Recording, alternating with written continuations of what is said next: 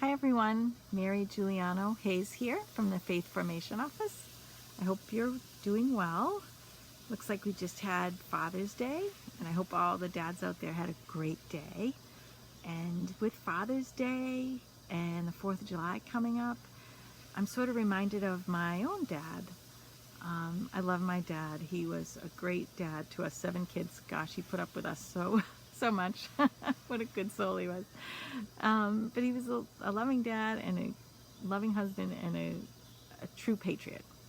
And I have this fond memory of my dad every year without fail taking us to the parade in downtown Boston on the 4th of July. It started at 9 o'clock in the morning every 4th of July, and they raised the flag on City Hall Plaza, and the Ancient and Honorable Artillery Military Band plays the national anthem. And then they march up to the Grand Army Burial Ground and they play taps for John Adams and John Hancock, and then they go down to the State House where they read the Declaration of Independence. I have such fond memories of this. Every one of my siblings would tell you they remembered my dad doing this, and my dad loved this. It was historical, and he loved the military marching bands. So I have that great memory. And my dad too, he was a great storyteller, and he was always telling us stories about where he grew up and telling us stories about World War II.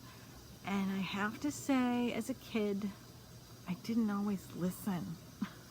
Regrets, right? I wish I had a recording of what he told us, because they were such great stories. But I was a kid, and it just seemed like everything he was trying to tell me seemed like ancient history to me, because I was a kid, right? I mean, and this is typical of a kid. But I sort of was thinking about how this relates to our Heavenly Father and how we sometimes treat our Heavenly Father. Sometimes we don't listen to what he's trying to tell us, especially like maybe at Mass during the readings or the Gospel or homily. God's trying to speak to us in those moments, and we're maybe not listening. At least, I don't know, my mind wanders sometimes too. I don't know if that happens to you. And prayer is another opportunity to listen to God. And oftentimes we're so busy in our prayer that we're asking God for something like, oh, please take care of this one or that one, or thank you, or help this person who's sick. And all those are good things, but we then don't listen.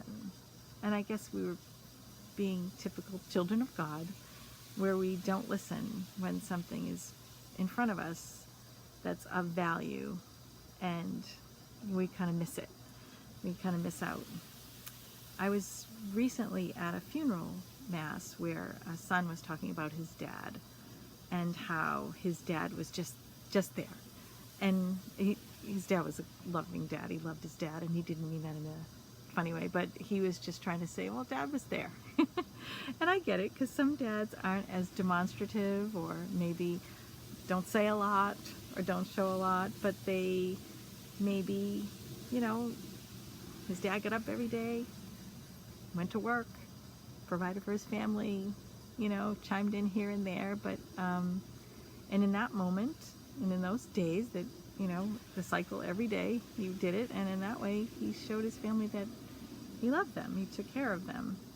And just as I think of God in this way, he's there, he's loving, protecting, and guiding us, and sometimes we take him for granted. And when he speaks to us, we don't always listen. So I guess my takeaway would be to try the listening part. He wants to speak to you and have a relationship with you, and not just the one-way conversation. You can't really have a relationship with one-way conversation. And my experience in that was during a book group that was about how to pray. I had a great experience when I finally listened. And in that moment, God wanted to tell me that he loved me. And who wouldn't want to hear that, right? That was precious to me. So do God the honor of trying to listen and see what he might wanted to say to you or teach you. And maybe he just wants to let you know that he loves you too. So have a great summer and stay safe and God bless.